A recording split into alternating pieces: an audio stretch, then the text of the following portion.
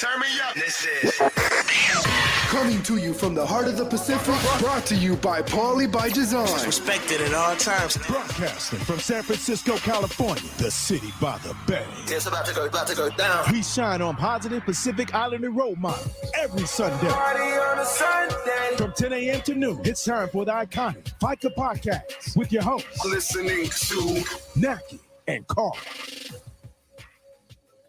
Good morning. Good morning. Good morning. Good morning. I'm Nackie. I am your host with the Faika broadcast.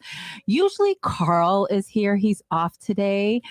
So we have Pete Fiso subbing. Good morning, everyone, family and friends. Oh, not the radio voice. Good morning. So Carl is off today. His daughter has a softball game, so he will be back next Sunday. So good luck to our 5-5 today. And so we're just going to be checking in, talking about everything. The Niners, of course, since Brother Pete is here. Koviki talk this week. Major League Baseball, lockout, football, everything crazy, so all the crazy shit that's going on. And it's still going on. The everything, Brian Flores, NFL, cuckoo crazy shit. So we're gonna start with our check-in. So how was your week, Pete? My week was good. Work's busy. Everyone's drinking, so that's a good thing on my part from work. So I get to deliver all the fun. Everyone's always happy to see me when I roll up. Yeah. Kids are good. Everyone's just working. Beautiful week when it comes to weather-wise. It's almost time to bust out the shorts. I can't wait. Yeah. So good week. Just work. Good. Okay. So I guess, this week, what happened last week we had the Super Bowl. Was it last week? Was last week the Super Bowl? I can't remember. Last Sunday. Last Sunday we had the Super Bowl. So we just hung out at my house, and then, the halftime was, I think, everybody in the world just checked in for the halftime because it was Dr. Dre, Snoop Dogg, Mary J. Who else? Eminem. Kendrick. Is it Kendrick? Yes, Kendrick. And 50 Cent. So my one funny thing that I seen was people were, good morning, Mona Lisa's checking in on Facebook. Thank you so much. I love Mary J. So that is the one and only reason why I checked into the halftime show. The commercials were all right. They used to be really, really good. Yeah, they were all right. They weren't bad. No. Commercials weren't bad. The halftime show was I liked it. Got mixed reviews. Yeah. We saw, but just to have all those icons on one stage was good. I love that era. Dr. Dre, Snoop Dogg, 50 Cent, Mary J, Kendrick. It was a really, really good halftime. For me, in my opinion, it was up there with like Prince and Michael Jackson and Bruno Mars. So it was like half and half. And I think depending on where you live, like if you live in California, that was the best show. And then if you lived in like, I don't know, East Coast or down south somewhere, they had their own freaking opinions. But yeah, it was a really, really good show. Yep. Today, later on in the second half of the show, we have Freddie Gutierrez, who is a screenwriter, who will be coming on talking about everything amazing that he is doing. So if you have to go check into church, go do that. Pray for me and Pete, and then come back at 10:35, and we will have Freddie Gutierrez on talking about all the amazing shows that he's working on, who he's written for. He's a Chamorro brother out in Southern California, so we're excited to talk to him. Yes, so I think the one thing that got me about the Super Bowl, that it wasn't the Niners, so that wasn't happening. But I also didn't win my football pool, so I played one football pool, and of course I just checked the scores every quarter. You win any money last week? You'd like to confess to? Or nope, I didn't. I didn't really care too much about the game. As long as my scores hit, I would be happy. But I was in 4 pools and got nothing. So plus I didn't really pay too much attention to the game. Being a Niner fan, so I was just like, whatever, get it over with, go Bengals. But they let me down. So Well, it was like Mo is checking in on Facebook. He's like, the Fiso show. Right. Thank you, Mo, for your 2 cents. So the Super Bowl is like, I didn't watch it either, but it was like the Olympics this week. Like the Winter Olympics has started. And so it's happening in China. And like I think I seen one Samoan.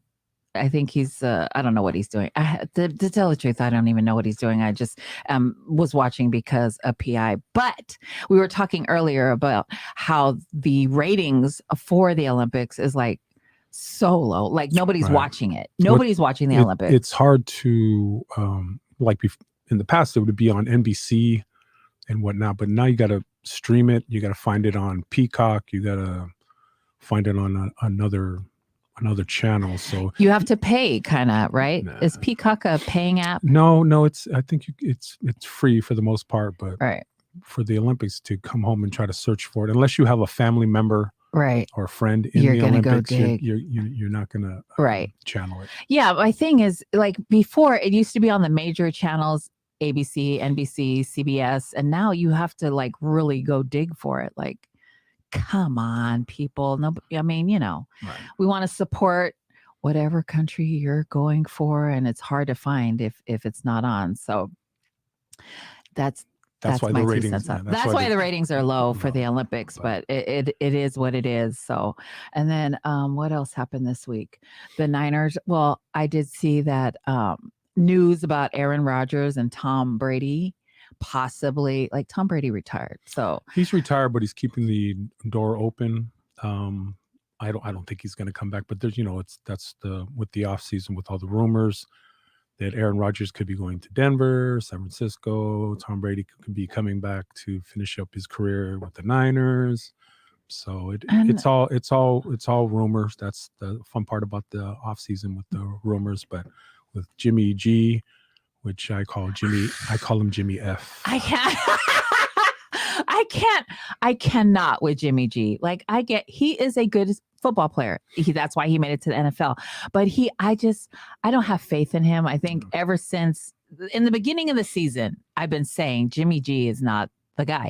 He can't get out of the pocket. He can't, like, a lot of stuff so this is his last. That was it. That I believe that's the last season for him, and that they're going to start using the kid. You know what I mean? So I don't want to see Aaron Rodgers, and I don't want to see Tom Brady, only because me and Mo were talking this morning that if they bring Aaron Rodgers or try to, they've got to trade people for him. And we've got pretty much a solid team, right?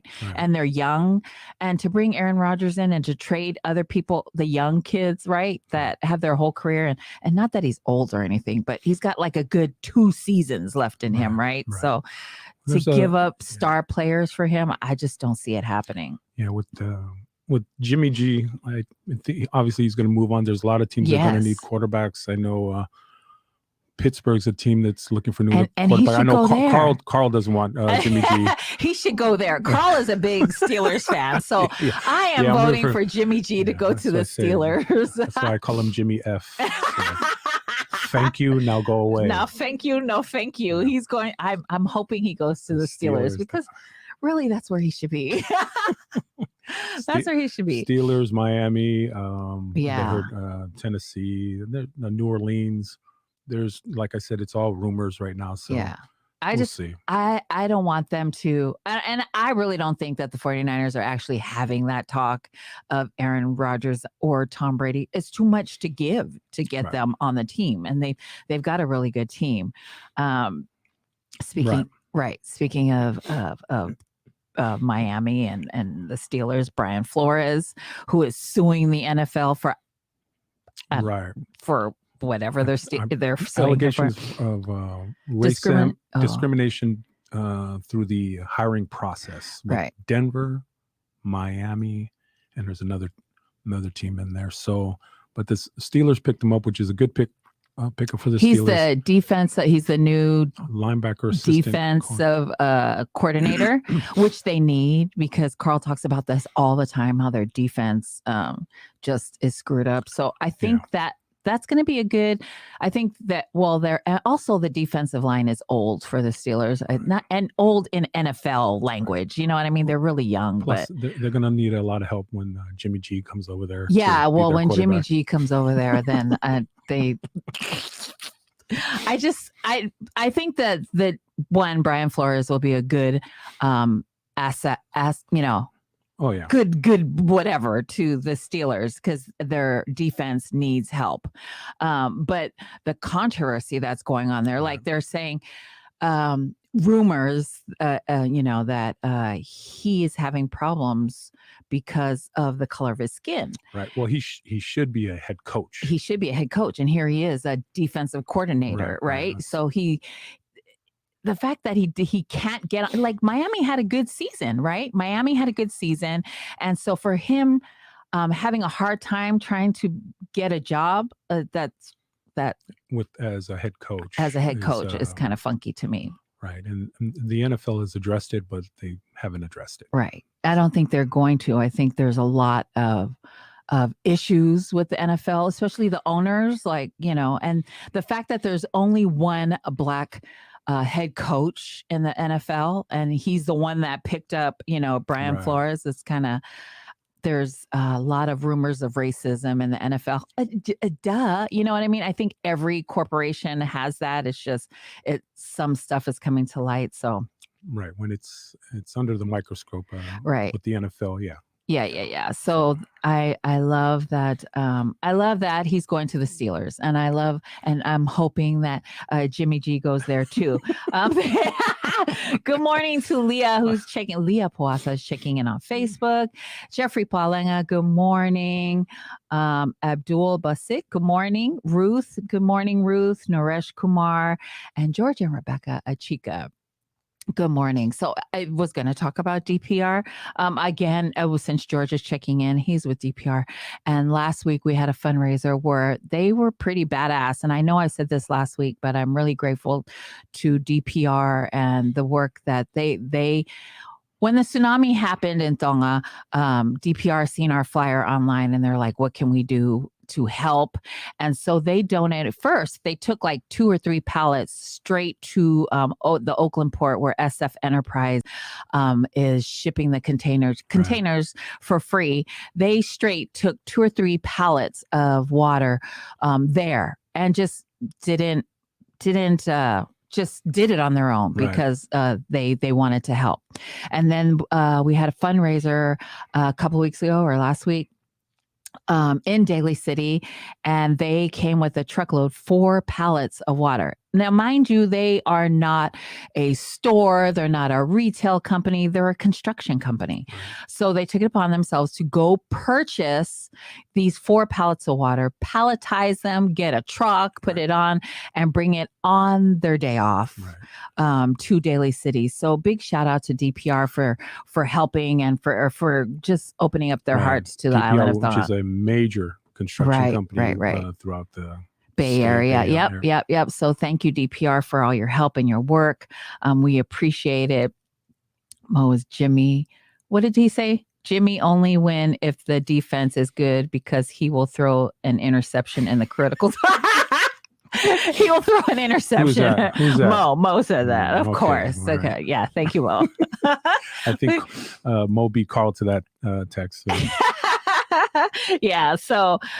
So big shout out to DPR, to Matua Motorcycle Club who came out, all the people that came out to support Pitt, PICP, the Manufo Liainga Anawai, who is running for city council in Daly City, Costco, and so big shout out to everyone, and all my usos who have been fundraising since this started, since the tsunami happened last month.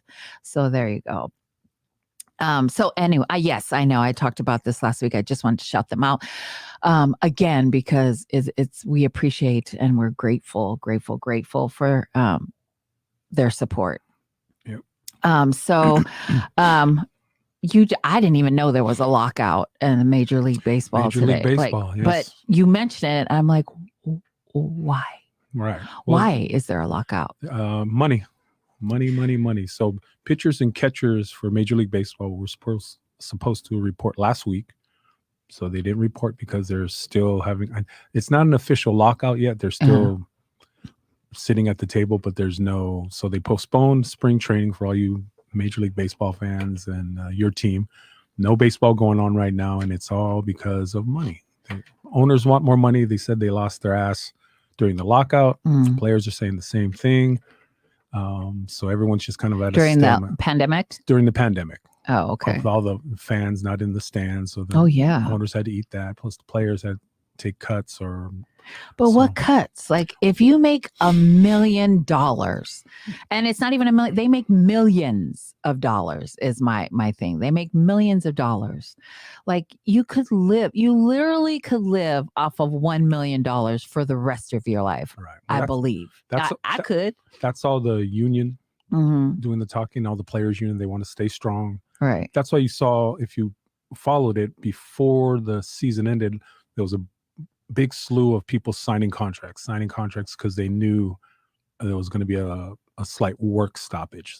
So you had all these guys signing contracts, and the guys that didn't were holding out for when they get back to work. Right. And they're not getting back to work. So baseball's it's like this happened back in '94. Yeah. They had a lockup because of that. So until someone budges, there's going to be no Major League Baseball, which will affect the fans, right, and people that work at the stadiums. Yeah, that's that true. Depend on the concessions and the security and the parking and all the restaurants and bars around these stadiums. Yeah, it rolls out, right? It's going to affect everyone. So hopefully these millionaires can figure it out and get back. Like, you have money. I mean, everybody took a loss. Took a loss. So I personally, in my opinion, get your ass back to work. Get your ass back to work. Plus, we want to go to a few games this year, so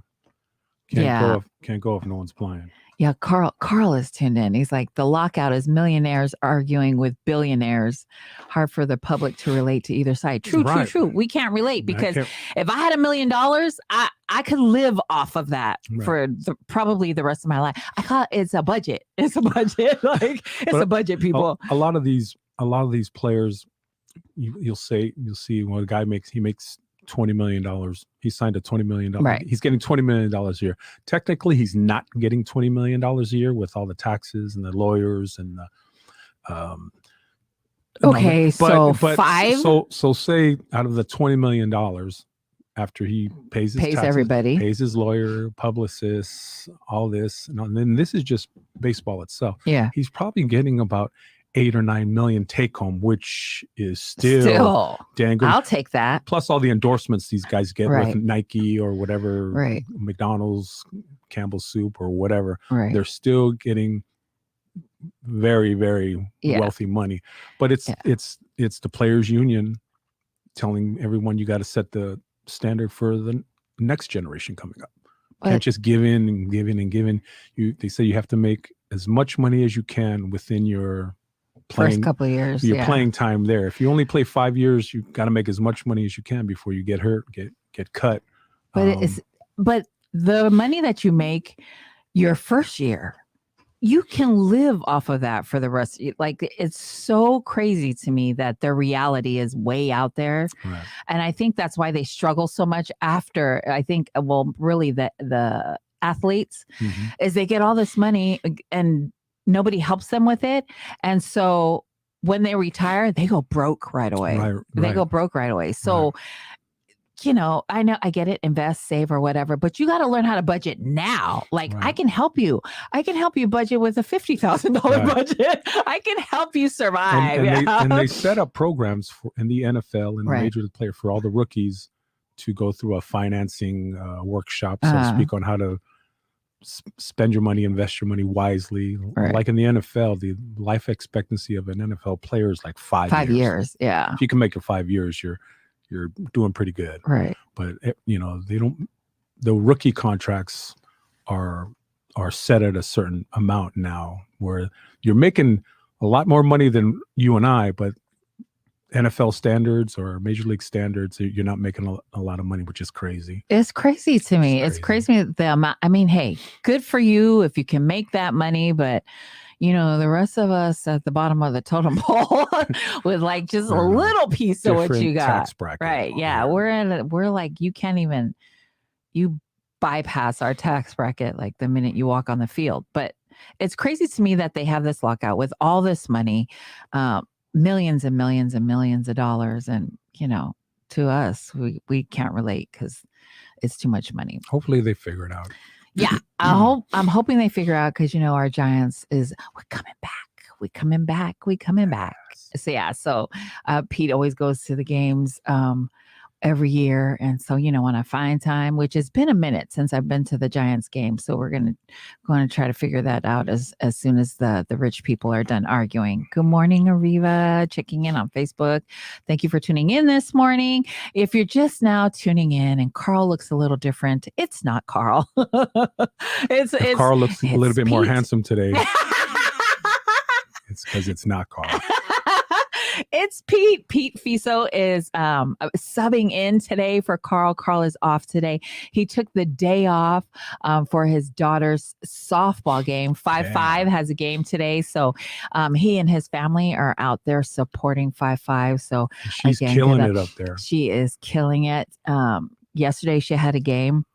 And Carl updated that she was 4 for 4. 5 for 5. 5 for 5. She had don't cut her. Don't single, 2 doubles, a triple. I think it is. So yeah, she's doing really good. So good luck to 5-5 today. So yeah, don't be shocked when you see it's Pete. It's Pete's here. So good morning. And again, on our second half of the show, we have Freddie Gutierrez, who is coming in. He's a screenwriter who will be talking about all the amazing stuff that he's doing. We're going to learn about his journey and how he got there and how he is living the dream that we always, talk about. Be passionate about everything that you're doing. So that was Major League Baseball we were talking about. I know I hardly talk about sports, but this week there was a lot to talk about, and especially the NFL with Brian Flores. I'm watching that and how it goes down. So, and then we were talking about how we have our kids who are adults, and then when they go out, we were talking about how they don't share their location with us. So I'm like, if you could share your location with your parents when you go out, it's just a little. I'm gonna throw Lena on. She borrowed my car yesterday to go to work. I said, okay, yeah, you can. She started at 3. Checking her location. Oh, she's still at work. Oh, she's doing good. And I said, oh, she should be off by now. I check her no location. She's off of work and turns her location off with your car. So right? Okay. Yeah, that's okay. That's okay. I think it's they want you to mind your business. Mind your business. So that's like my kids too. They don't want me to know what they're doing. I just want to know because I am their mother and I'm concerned when they're not home after a couple hours. I want to know because she has my car. She brought it back safe. She's home safe. So no problems there. Right. So yeah, I think good morning. Good morning, everyone that's tuned in on Facebook. We appreciate you. Thank you for tuning in. We're going to ask you to share because we have Freddie Gutierrez coming up next and everything amazing. We're going to hear about his journey and how he's following his dream and doing just what he wants to do. I think, that's what we promote here is positive Pacific Islander role models and seeing them in a different light. We're always stereotyped as athletes and actors, which is freaking amazing. But we also want to show Pacific Islanders as educators and, entrepreneurs and community leaders and a screenwriter. We have a screenwriter on. So we're so, so proud and excited to share Freddie's story. We are going to go to break. When we come back, again, Freddie Gutierrez will be on. This next song is done by Lai Tofiono. He has, Hi Guy Lai. Sorry. Hi Guy Lai. That's his stage name. That's his name. Hi Guy Lai. Go follow him on all social media outlets. Please check out his project that he has. Stay Strong for Jada. Everything's going to be okay. That's gonna be okay. Here's Hi Guy Lie. Please go follow him on all social media outlets. We'll be right back with Freddie.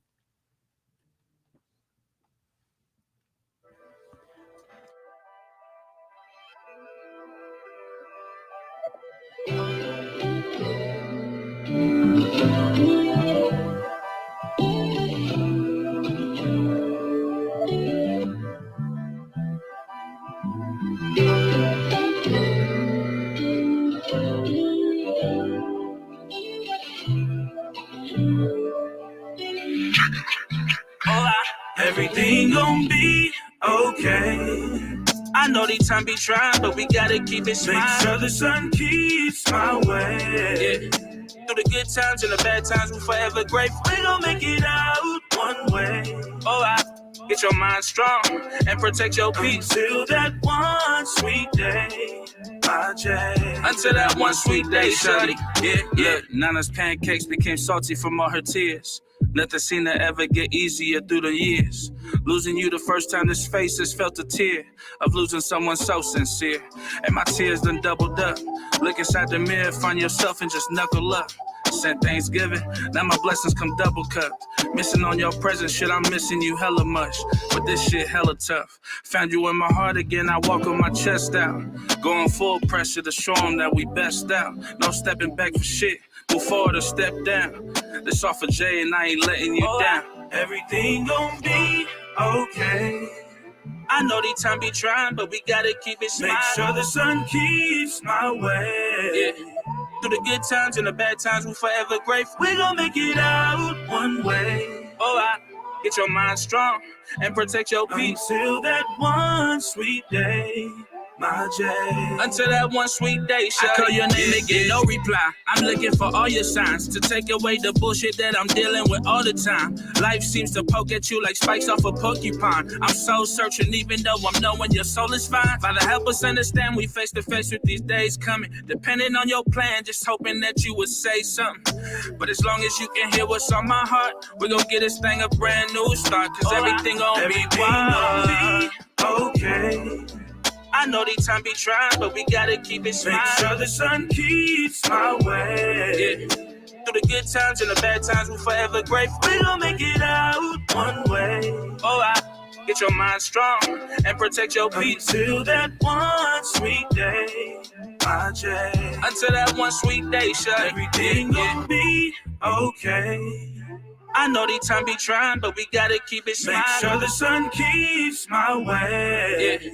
Through the good times and the bad times, we're forever grateful. We gon' make it out one way. Get your mind strong and protect your peace. Until that one sweet day, my J. Until that one sweet day, shawty. Yeah.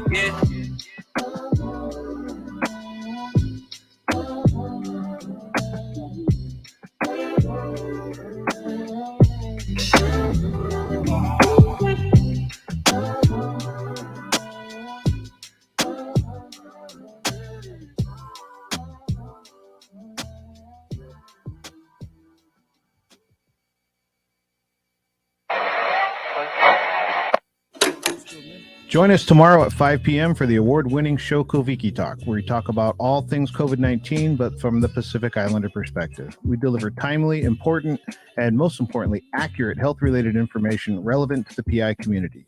It's Pacific Islander health and community representatives speaking directly to the PI community. Essence of Mana is offering free classes via Zoom. They're reaching out to our PI community, and it doesn't matter where you live, you just need to be able to commit to the course, which is 12 weeks. For more information or to register, you can hit up Lulu Masina at 415-243-6328 or El Masina at healthright360.org. They also have Talanoa Tuesday every week at 7 p.m., hosted by Nani Wilson and Lulu Masina. Check out all their episodes on the Essence of Mana Facebook page. The first annual Pacific Feast Festival is happening Saturday, July 9th at the Santa Clara County Fairgrounds, featuring various PI artists such as Fiji, Sammy J, Maoli, Tanel, and the Bay Area's very own K-Mub Cobb. And more artists are being added every week. Please go to PacificFeastsFestival.com to get your tickets. Come check us out. We'll be there.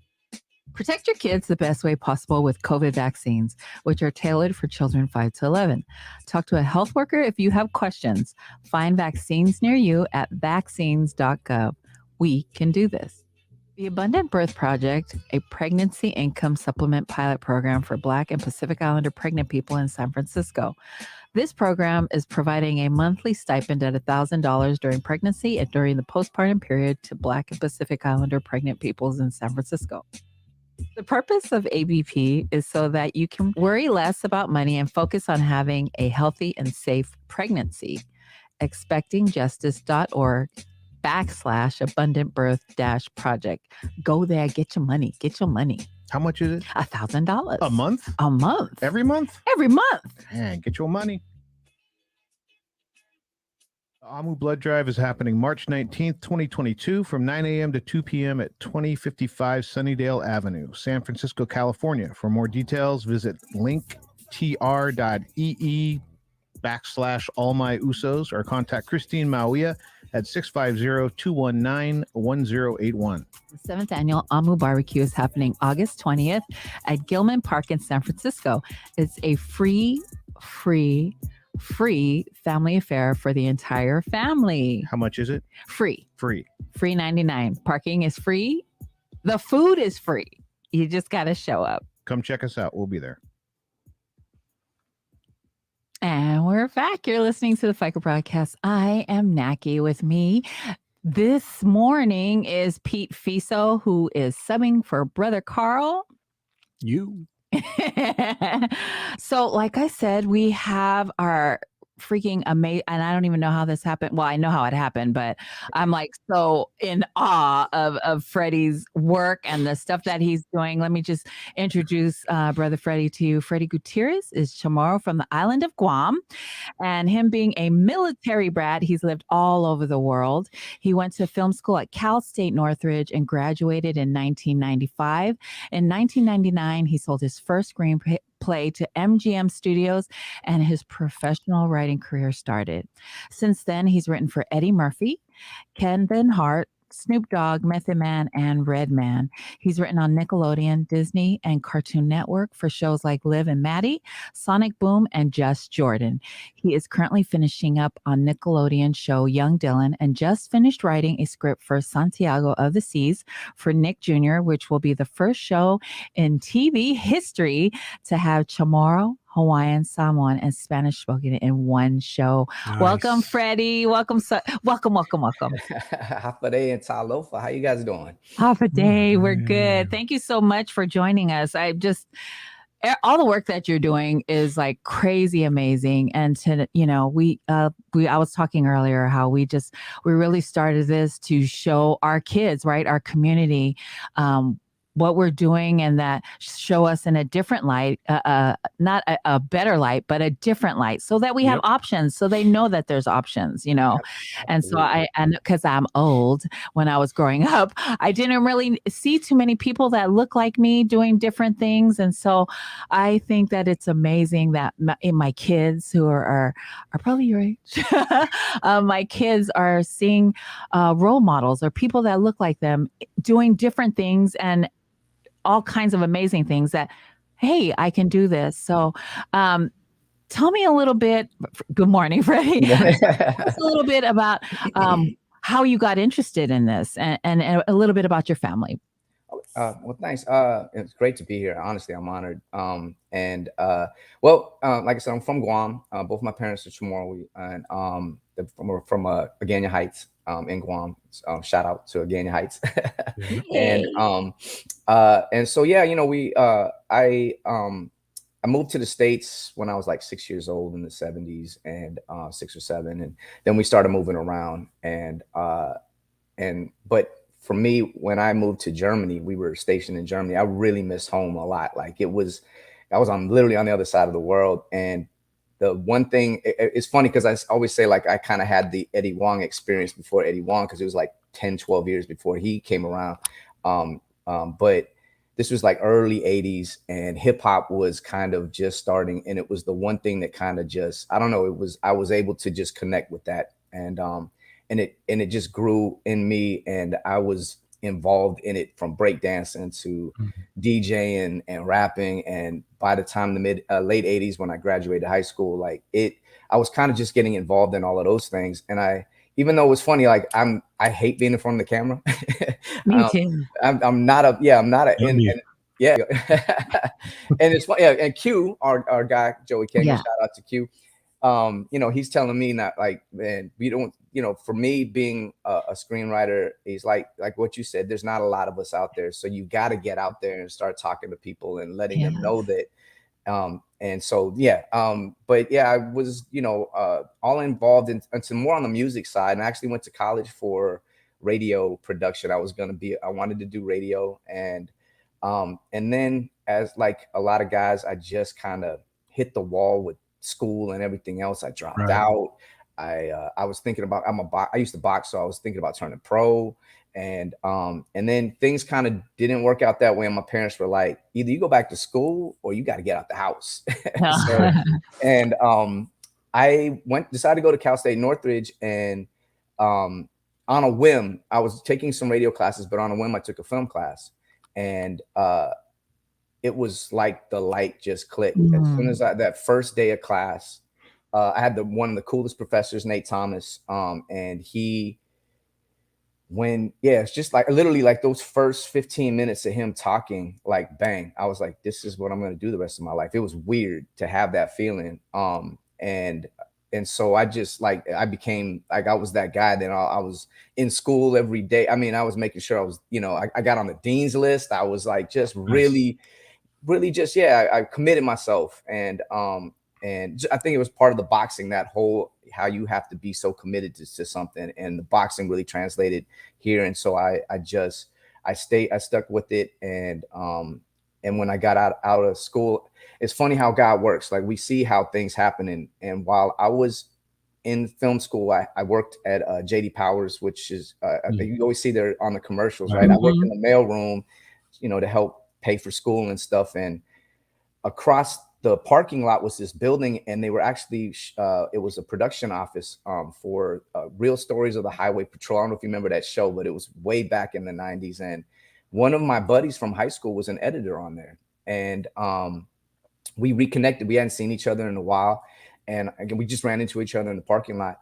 And then about a couple years, so we kept in touch. And when I got out of film school, they had moved he had gotten a new job, and he was at this company called GRB Entertainment, which was a production company that did a lot of shows for Discovery Channel.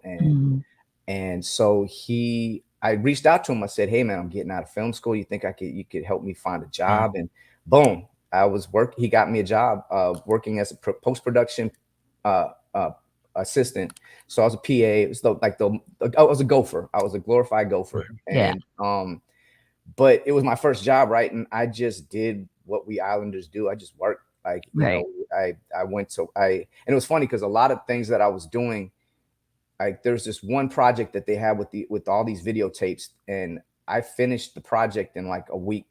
And my boss came in and he was like, because they had given me this one office, and they had he came in, he was looking at it, and I was like, what's wrong? He's like, I just got to make sure you did this right. And I'm like, it's not that hard. And he goes, the guy before you, he said it took 2 months. And I was like, so my man was he was thinking his way through. Yeah, exactly. And so and he was like, you did this in a week? I was like, yeah. And he's like, and so it was just like, I was just making myself, I was really showing them that I was there, and I endeared myself to them. And so what ended up happening was they started letting me use their equipment on the weekends to shoot things. Oh, nice. For free. And back then, it was really hard. This is before all the digital and all those kind of things. And so especially editing was one of the hardest things that you as a filmmaker or TV, trying to find those things, or trying to find somebody who could edit was one of the hardest things. And before all the stuff, we could just get it on our laptops. Right. And so I was in the editing facility. So he let me shoot things and edit things and for free. And I ended up linking up with these two guys. Again, it was funny how we linked up, but we started writing things together, and we wrote this one short film, and it was kind of a sketch comedy because I think humor is so much in our culture, right? Yes. It's like we have that yin and yang. We're warriors in one sense, but we love to laugh in the other. Right. Yes. Hey, half a day, and so we were writing this sketch comedy. We wrote this little sketch comedy, it's about 20 minutes, and there's this monthly films festival down in South Central that was for people of color, like, and it was it was every month, which is usually not, usually film festivals like once a year. Right. This one actor, his name's Eugene Williams. Unfortunately, he's not with us anymore, but I give a lot of credit to my career to him. He loved our film, put it, he showed it, and then we made it into his best of the following year at the Magic Johnson Theaters at the Pan African Film Festival. And Nice. but then, right, we thought, oh, this is it. Our career's gonna, we're finally gonna, make it. And it was the worst night of our lives. Oh, It was. what happened? It was like I said, it was a sketch comedy, and we had really irreverent, like really we were like Saturday Night Live's type sketches, and the crowd there was a very upper crust, very conservative black crowd, and we had sketch comedy in there like Michael Jackson's Children's Vapor Rub. We had little things like that, and they were not happy. Even though all those people laughed in the other film festival, these people were booing and hissing us. Oh my God. It was, and then what made it worse was, my writing partners were black, but I wasn't. And then at the end of the film, and we knew Eugene, and he has you stand up and he wants to interview you. And I kept looking at Eugene like, no, leave, don't do it. And he's like, you're fine. And he had me stand up, and I felt the hate, just the hate on my back was when they saw that I wasn't black, but oh my God, it was, and I laugh about it now, but it was horrible. And some of these directors and writers that I knew, that I had looked up to, they were giving me dirty looks, and I was like, oh my God. And so we thought that was it. We was like, our careers are over, and it hadn't even started. And so for about 2 weeks, I was moping around, and wasn't just, I was like, and I had, honestly, again, it's funny how God works. I was sitting on the couch, and I had that moment where it was like, I'm done. I put, and it was about almost 5 years after film school. I had literally just everything about film and trying to get into the business had been my obsession, and I was just, put everything into it, and then this happened, and so I was like, I'm done. I quit. I'm out. I said it in my mind, I'm done. If God wants it to happen, fine, but I'm out. I quit. And I kid you not, the phone rang at that moment, and I picked it up, and it was this woman, and she said, hi, I'm Hillary Gallinoy. I'm from Lick Miller Productions, and we heard about your film, and we would love to see it. And like I said, I was done. So I was like, yeah, whatever. And I was being really rude to her, and she was like, no, but yeah, can I give you my address, and can you send us a tape so we could see it, and we would love to check it out? And I was like, yeah, all right. And so she's giving me the address, and I didn't write any of it down. And then but I did write her phone number down. Something made me write the phone number down, and I hung up the phone, and my fiance at the time, who's that? I said, I don't know, some lady that wanted to see our film. She goes, well, who is she? I said, I don't know. I said, look, I'm done. I quit. And then she just proceeded to just yell at me for about 15 minutes. Good for her. Yeah, good for her. And she was like, you put me through for the last 4 years, all of this, and you're just going to quit. And so finally I called her back, and I said, hi, this is Freddie. And she goes, yeah. So I was like, look, I don't mean to be rude, but who are you? Like, what have you done? Like, there's so many people who say they're in production companies or whatever. And she goes, oh, well, we just finished Cable Guy, and we did Waterworld. And I was like, oh, can I get that address again? And so we end up sending the tape to her. And literally it was like, we went in, they called us in for a meeting. Me and my writing partners went in. We pitched them some ideas. They bought one of them as our first, they optioned it. So it was a really tiny amount of money, but it was the first time we got paid to write something. And that ended up being our very first script that sold to MGM. And then our careers kind of took off from there. And we started, even though we were film guys, our agents and managers were like, you guys should be in TV. You guys are really, you would be great in the room, in a sitcom room. And we're like, and we didn't even, we were all about features and movies and stuff. We're like, and they're like, no. They really pushed us. So we started kind of interviewing for jobs and trying to go out for different projects. And finally, and again, so I was part of a 3-man writing team, and I'd say 99% of the writing teams in Hollywood are 2-man. And so we were an anomaly, and a lot of people didn't want to like take a chance on us because they were like, what is 3-man team? That's weird. And finally, one showrunner, Warren Bell, took a chance on us, and that's where we wrote for the PJs with Eddie Murphy's show, and it was our very first show and TV show to write on it, and it was amazing. That's awesome. To know that we were, we never got a chance to see Eddie. He was working on Dr. Dolittle at the time, so some of it, what he was actually doing over the phone kind of thing. He was doing his voiceover, and then another actor took over when it got too busy for him. But yeah, it was cool to work for him and for his company, because it was his company also producing it. But yeah, we just and I was telling this to somebody the other day. That writer's room that we were in was one of the most, like, now looking back, it was one of the most high powered, like, all of those people was like being on a team, and then everybody that leaves the team goes on to win the Super Bowl in different eras. And that's kind of what happened for us. Unfortunately, I'm not there yet, but like 4 or 5 of the writers, 2 of the writers on it that were a team, were on Family Guy as well, and they actually brought me and my partners into the offices, and we got animated onto the Family Guy, which is really cool. I gotta go look for that. I was like, hey, it was really cool. And then they ended up going on to create American Dad, which still is on the air too. Oh wow, still on there. Yeah. Yep. So those guys did that. Then Jim Patterson and Steve Leff, who they were a team.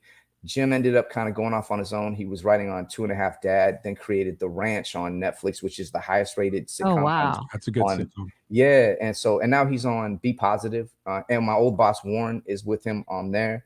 And Danny Zucker, who we wrote with, he ended up going, he's one of the top writers, or one of the execs on A Modern Family.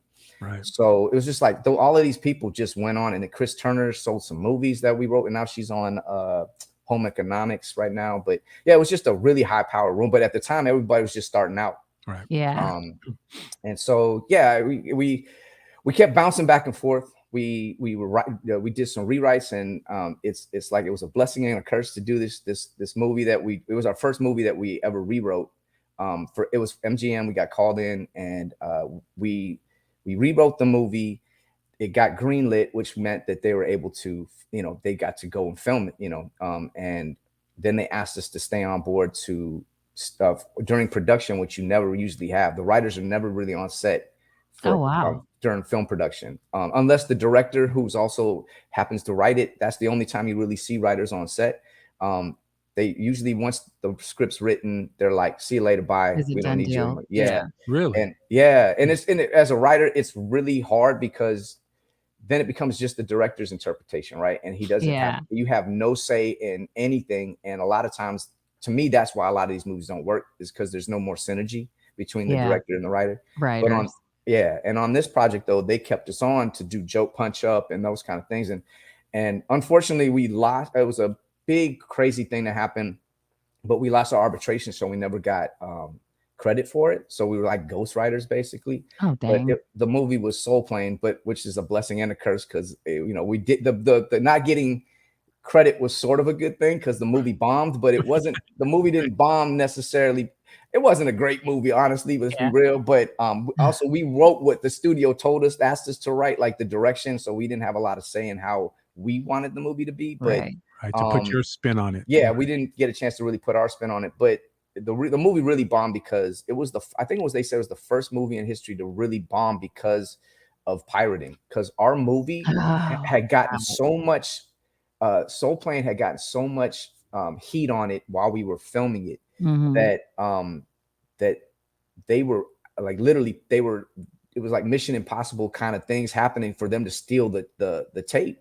And someone finally stole it, and everybody had seen the movie like 2 weeks before it ever came out. So it was Right. like, or a month before, because Yeah. that bootleg was already out there in the atmosphere. And so our movie bombed. But I got to write for Kevin Hart. I was writing for Snoop Dogg and Method Man. Nice. And yeah, it was cool. And we got, I'm still friends with some of those guys to this day. And it was an experience too, just to be on set. Right. And then we kind of did some more rewrites, but none of those movies actually made it to the screen. And then we our agents kind of moved us back to TV, and we were working for Nickelodeon, and kind of I've been in that world ever since. So it's like almost How did you get hooked up in the Nickelodeon world? So our agents, they were looking for some writers for some shows, and they were also looking for development. Like they were looking to try and develop new shows. And so my one writing partner had this really good idea. So we submitted it. They liked it, and it went all the way. Like it was like a ton of scripts from all these writers in Hollywood, and they whittled it down, and we made it to the final two. And they were trying to they had just signed this kid, Lil JJ, who was he was on BET. He was like a 12-year-old comic, and he was already doing stand-up. And so Nickelodeon had just signed him, and so it was up to him to pick between the two. Wow. And he picked the other one. And I understand, like, the other one was a little more like straightforward, very simple. Ours was a little more complex. And I could see if it was an exec wanting to make the decision, that it would probably been easier for the exec, but for him to see the show the way we had it was a little bit like hard for him to envision. But the funny thing was, we ended up writing on that show. So Awesome. that he picked. So yeah, so we wrote on that, and then that's kind of where our worlds kind of went crashing down for a second. It was the writer's strike. Right. Yeah. Right. And our show got canceled. And then things just went like, we could not get hired. Like me and my writing partners could not get hired. And because of the 3-man team thing, people were just, it just like the culture changed, things changed in Hollywood.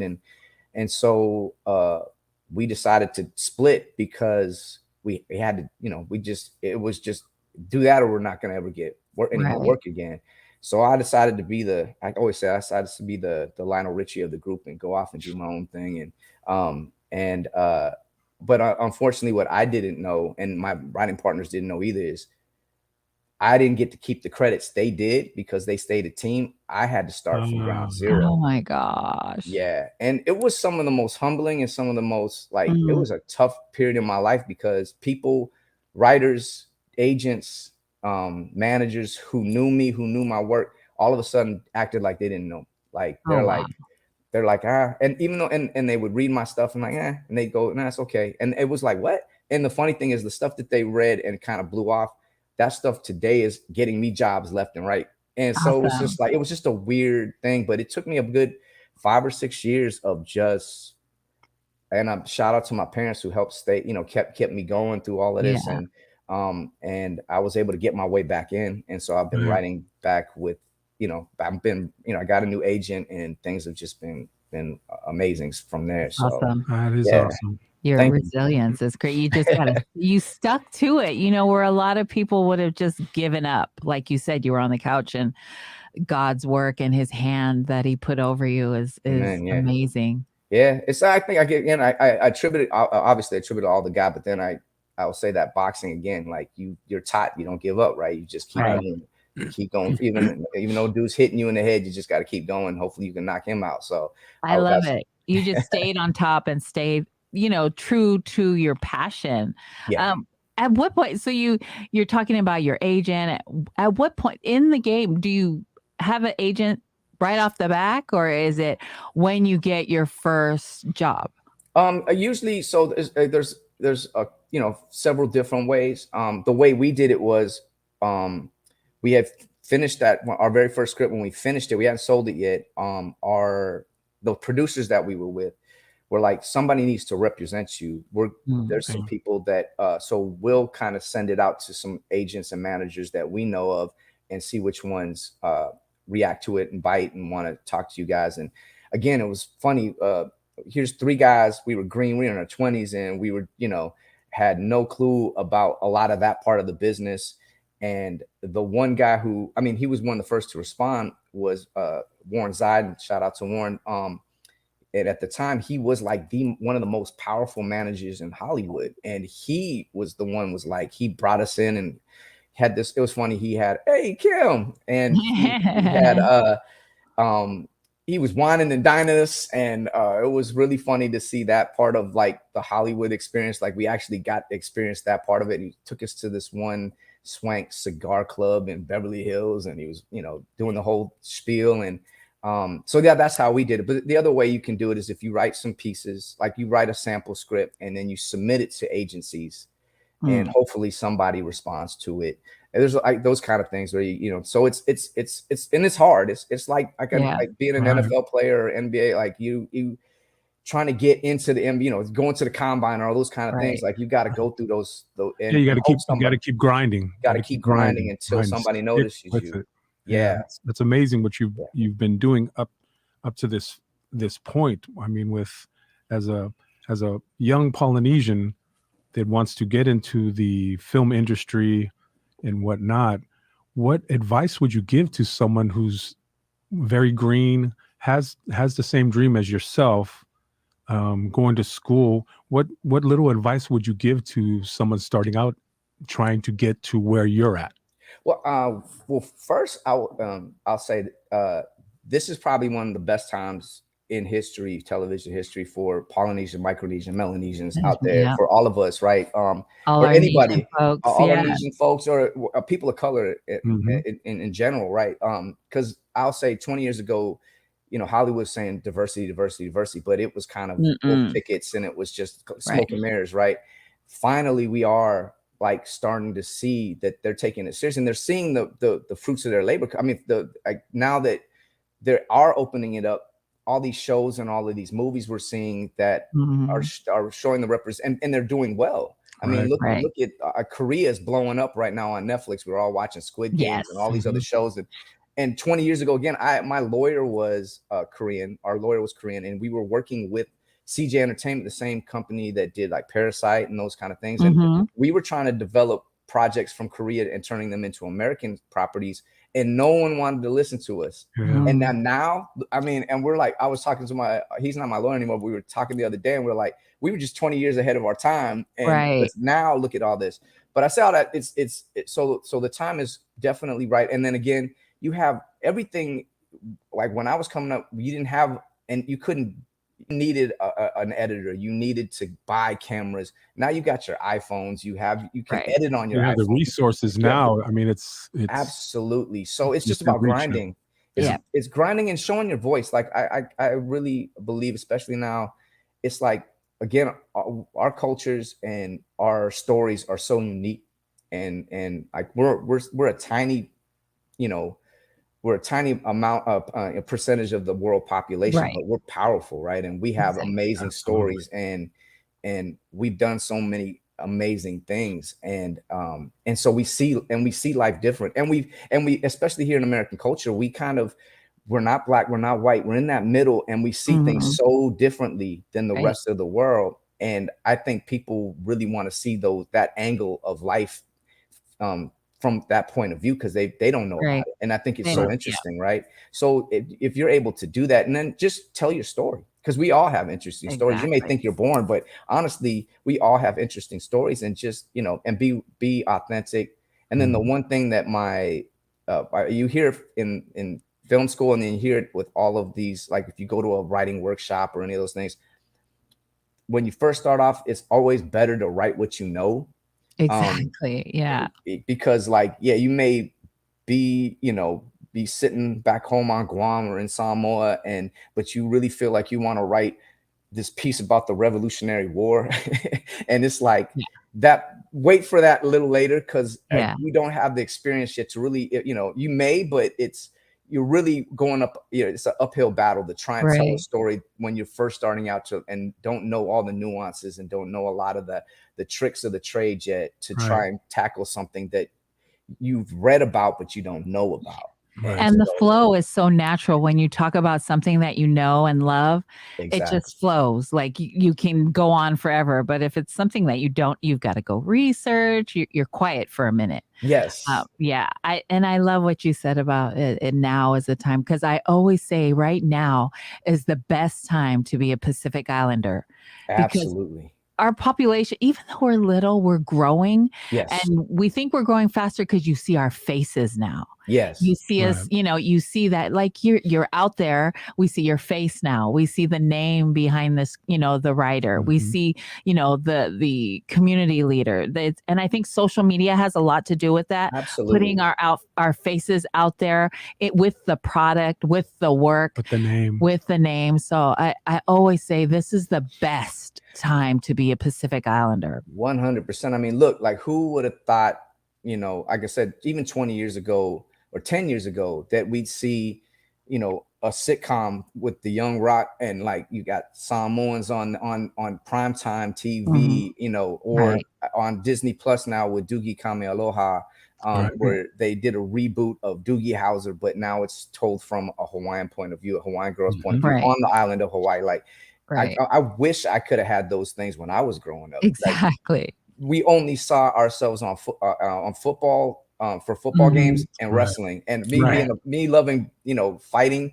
I gravitated, like I was a Ricky Steamboat, Jimmy Snuka, Super Kid, yeah. The Wild Samoans. It's like those guys were my heroes because they looked like me, and it was like that was the only thing I got to see on TV. It was very limited where you saw Polynesians, like you said, Micronesians, Malaysians, everyone on the football field or on wrestling on a Saturday morning. But now there's so many doors have opened. 100%. We're in the music now, dancing, everywhere. hip hop, and everywhere. And it's and for me, like for TV, like I remember one of my favorite shows when I was in high school and college was A Different World. And and even before that, the Cosby Show. We all watched the Cosby Show. I love the Cosby Show. And even though it wasn't a Pacific Islander, there was a name, Henry Chan. He edited at first on the Cosby Show, and it was just seeing an Asian who's we're close. I mean, we're Asian Pacific Islanders, right? And seeing an Asian name on this one of the most popular shows, and then I saw him start directing for Different World, and it was like that even gave me hope. Right, just seeing an Asian person, because it was all white or all black, but you never saw anything else. Right, even if you're Hispanic, so you didn't see anything else, or Latinx, excuse me. And so it's like it was to see those things, like you just never see yourself anywhere. You try to just find any little nugget, to hold on to look forward to, absolutely follow. Yeah, and I'm like you, like Q has been talking to you. Talking about you to me. And so because you're a screenwriter, when I go to, or when I watch films or whatever I want to, I'm like, before I would just not care about the credits, and just now I'm like looking for our names, you know what I mean? What I love about our culture is no matter if you're, Polynesian, Micronesian, Melanesian, when we see us on the screen, we're like, oh my God, you know what I mean? Like we support one another. And I don't know what other culture does that, but I know that when I see anyone, a Pacific Islander, I'm like, what is that? What are we doing? And we stay, like The Rock, he had that, he was on primetime television, with his sitcom. I was like, oh my God, we tuned in, we watched. I mean, anybody of Pacific Islander descent, we support each other full force. And it's just because we're so proud of our culture and our community. Absolutely is. And so like, speaking to that, so this is about a year and a half ago.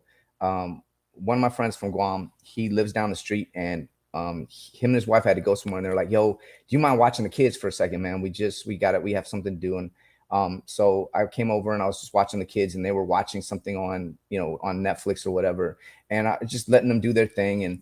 And all of a sudden on the show that they were watching, I can't remember what, I think it was a sitcom, but someone said aloha. And even though, they're Chamorro, but the way they lit up, I love that. like it still kind of gets me misty eyed because it was like, Yeah. wow, like they were just so happy and excited to hear something Pacific Island, right? So Mm. I was like, just looking at them, and I kind of remember how it was for me, that same kind of thing, right? And for me, like I remember being in Germany.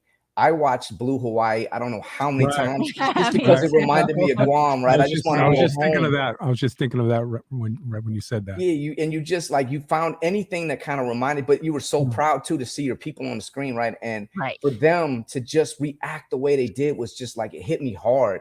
And so last year when I was I got invited to be on staff for that Santiago of the Seas, which Yes, I was just about to ask you about that. and so it's a show about these kid pirates, and it's and the creator Nikki Lopez, amazing person. She's Puerto Rican, and so the show is about these Afro-Caribbean culture and kind of these kids are in that world, and absolutely Moses and so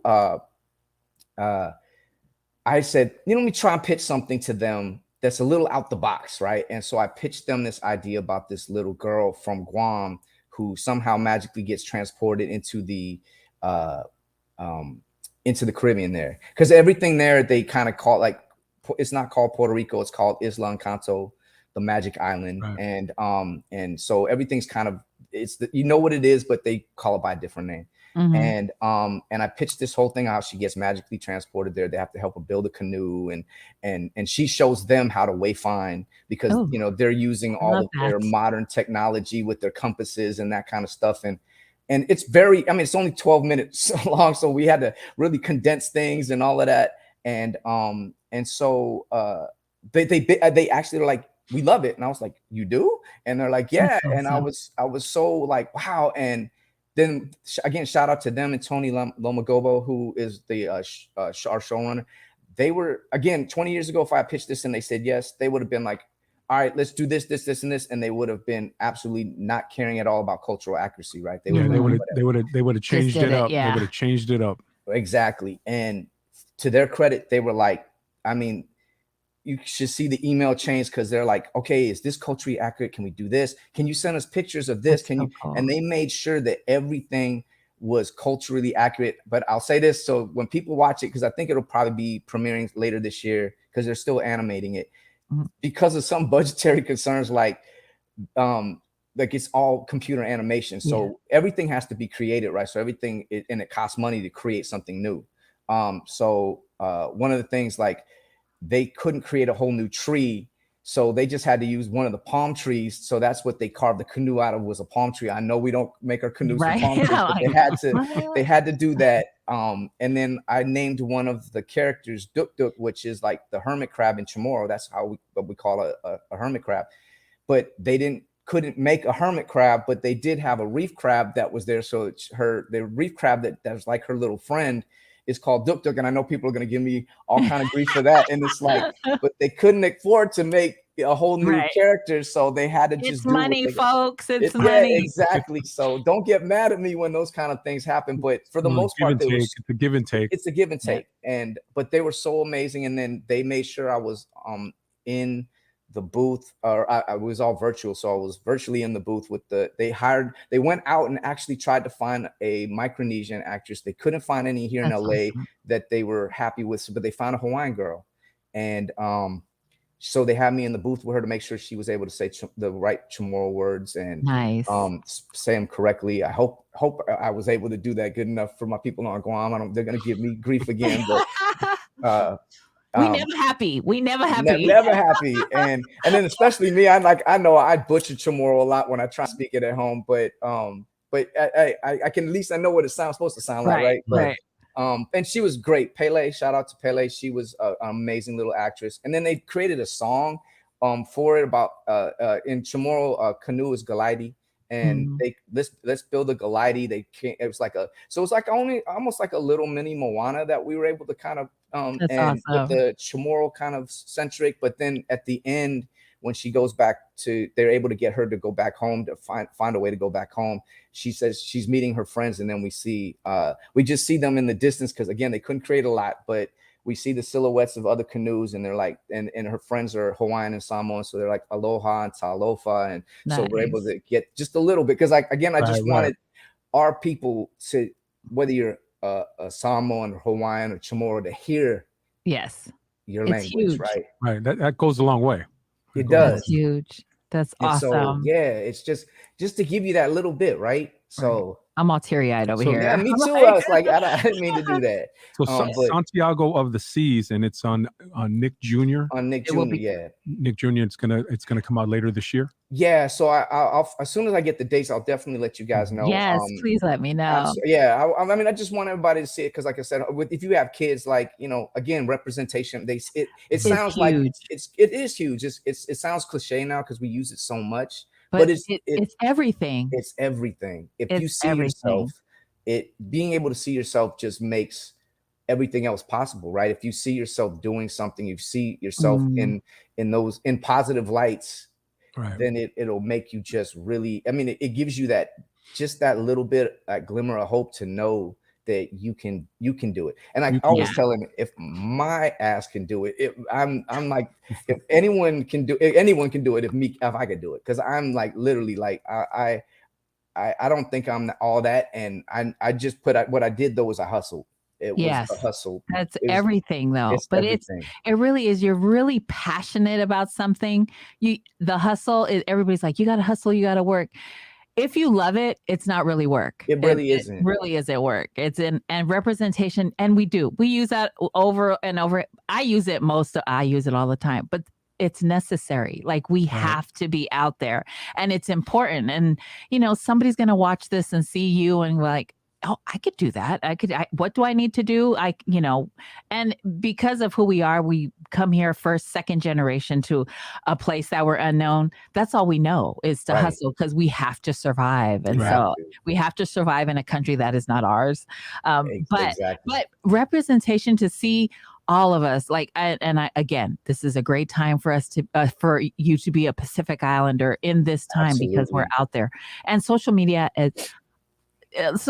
I have a love and hate for it, but because it's showing us in the light that we need to be. It's showing our kids, my grandson, who I'm so excited for him to grow up and see, Santiago of the Seas and Nickelodeon, for him to see people looking like him, and to hear our language. It's huge. And, I got all teary-eyed because it's amazing that the kids got excited, because that's exactly what I'm talking about, is when we see ourselves or hear our language on TV, we get all choked up. We do, because you feel like, wait, I do exist, right? I mean, you exist, but when the world says you don't exist, or that the world never acknowledges you, then you still feel like left out, and you don't feel like you're a part of that, of culture, of the world's culture kind of thing, right? And so just that little bit, all of a sudden on TV or on radio or whatever, and you hear that tiny little one word or something, you're like, oh, they do know who we are, and it means everything, right? It's everything. It really is everything. I know that we don't want to take up any more of your Sunday, and we so appreciate your time, Freddie, the time that you took to come on, because we really did want to highlight you. I know you don't want to be in front of the camera. I barely want to be in front of the camera too, but it's important for our kids to see us and our community to see us. Thank you so much for your time. I'm going to give you your Sunday back. God bless your journey. Congratulations on everything you're doing. Thank you guys so much. And the things that you'll be doing in the future. Yes. And Freddie, I got a daughter who likes filmmaking and stuff. I'm just saying. Hey, that's the one. So the one little thing I left out about everything is, and so by all means, if whatever I can do for her, just let me know. But the big reason again is funny how God works. So that night that we thought was the worst night of our lives, right? There was a director there, a white guy. I didn't know him. I had seen his film, and it was actually one of my favorite short films that I'd ever seen. And he was in the audience that night. And he had a meeting because he was out of USC, and he's one of the hottest directors in town coming out of film school. And he was having meetings with all these different companies, and he was meeting with Lick Miller. and they said, "Hey, do you have any films or have you seen anything that you think was funny? Because we're trying to get into comedy." And he goes, "I saw this thing. It was super funny. I don't know the guys myself. I don't know them, but this film is awesome. Here's the guy who puts the film festival on. You can get in touch with them through him." But this guy, we didn't even know him. Adam Collis, it was just, and he literally went and told, somebody else, and then in the meeting told them, "Go find these guys because I think they're funny." And You never know. You never know. Because of that one guy, I'm here now because of that. I mean, one dude literally ignited my whole career, and Awesome. I didn't even That's know all him. it takes. That's It's all it takes. So Just me and my writing partners, even we're still friends since then. When we worked on Young Dylan together, and we've that was kind of our thing. Is like, if we can help somebody, then we have to, because somebody who we didn't even know went to bat for us and got our career started. So I can never turn down somebody who asked me for help. Right. It may take me a minute because things are busy or whatever, but at the end of the day, I'm gonna try and help you, or at least give you some advice or whatever I can do to help, because somebody did it who I didn't know, and I have to pay that forward. I can't. I don't want to be that guy. I don't want to be that guy who just takes and goes. So, and it's not in our culture, right? Yeah, it's totally not in our culture. We always give no matter what. Like, we just love it. People always like, but we're gonna give it, or at least pointing in the right direction. Yeah, exactly. In the direction. Oh, Freddie, thank you so much. I really enjoyed our conversation. I will keep in touch, and please absolutely, let us know.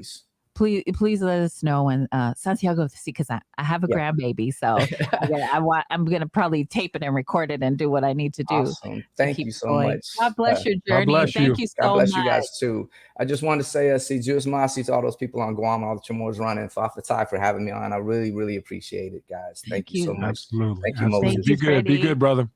Thanks, guys. Thank you. Take care. Bye.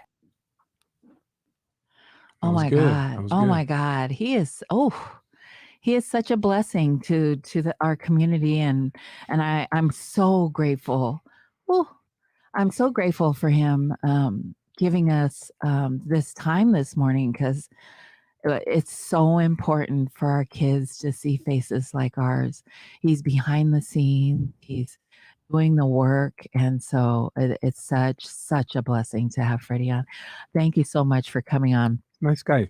Very nice. And he's very successful because of his, of course, his talent, but giving back is huge. And you never know who's watching. And so, like he said, we always say you're always on stage. So thank you, Freddie Gutierrez. Go follow him on social media. Check out his work on Nickelodeon. We're looking forward to Santiago of the Sea, for Nick Jr. That's going to be coming out. Of course, when it comes out, we'll let you know. Of course, we'll be posting everything. I think we covered everything. I'm just in awe of the work that he's doing. I'm so grateful. Brother Q introduced us to Freddie via cell phone. So thank you, Brother Q, for that. Anything you want to get out before we go? No, that was an amazing interview. That was a great interview. I really enjoyed that. He's got a good positive attitude, and he's trying to get stuff done and doing it and doing it. That's exciting. So. I think the thing that people miss is the hustle. You've got to really bust your ass for what you want to do, and really, like he was saying, he had to hustle and work. I mean, if you love what you're doing and you work, it's not even work. It's not even work. Like, we love Faika and PBD, and people are, oh gosh, the work that you guys are doing, it's not even work because we love what you're doing. So if you love something so much that it's not work, follow your heart, go do it. Just follow it. And plus, he said, he had some a period where things weren't going well. Right. He stuck with it. He stuck to it. When he could have just quit and did something else. He stuck with it, and that just shows you got to stay patient and stay the course and wait for God. Wait for God to bring it to you. Now look at him. He's doing it. He's doing what he loves. Wow, that's awesome. Thank you so much, everyone that tuned in this morning. We so appreciate. Please share our podcast so that others can find Freddie, and then follow him on social media. He does have a podcast on Island City Media. It's cocktails, movies, and stuff. So go check out Freddie there. We have Koviki Talk tomorrow at 5 p.m. with our Wayfinders. Pikawa's Wayfinders will be taking over Koviki Talk. They'll be the hosts, the guests, and talking about everything under the sun. We'll be back next Sunday. Hopefully Carl will be back. Pete, thank you. Thank you for joining me this morning. Thanks for having me. Fun. And then Wednesday, we are on Island City Media at 10 a.m. Download the Dash Radio app. Search Island City. You will find us there. You'll also find cocktails, movies, and stuff. Thank you for tuning in this Sunday. Have a great week. Come back to Faika with us. Have a great week. Don't take long time and scared up the murder.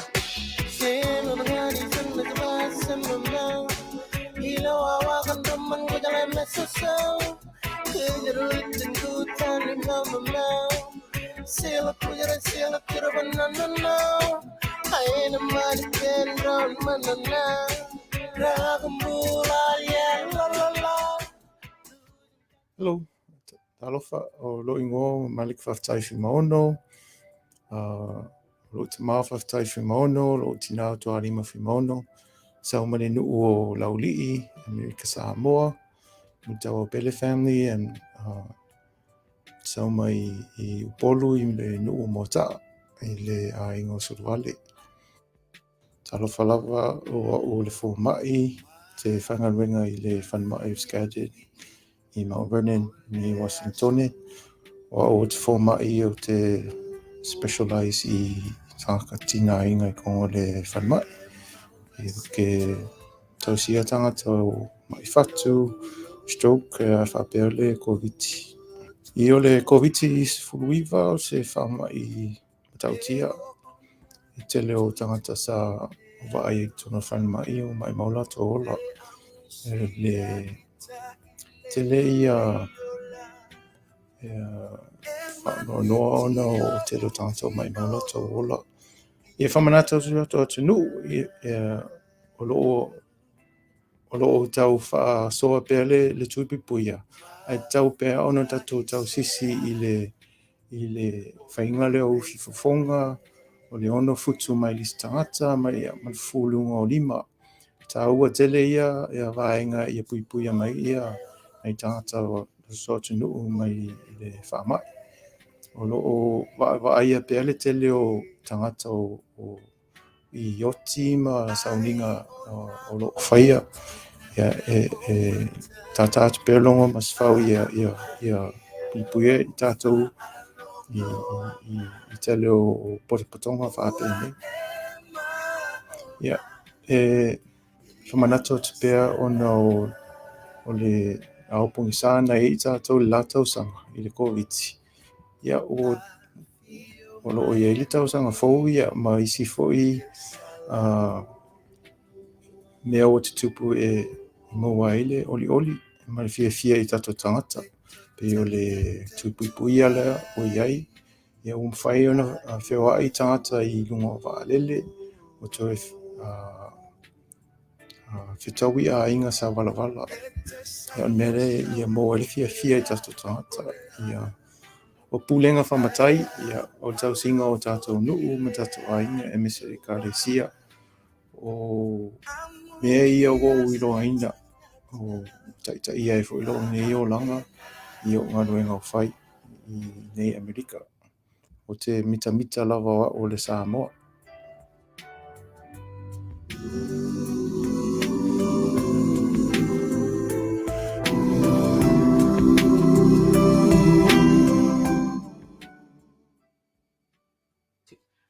Esililo la le lili o le vanu. Esililo pupula lo le fetu o le taiao.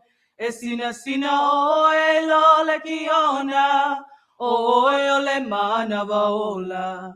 O nei mea uma silila valo faola. Esililo la le lili o le vanu. Esililo pupula lo le fetu o le taiao. Esina oe lo le kiona o le mana vaola.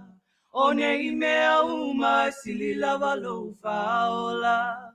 Avelo loto mafio anga olo anga ia fusia uyoa mafana fana fia faya uma fio anga paia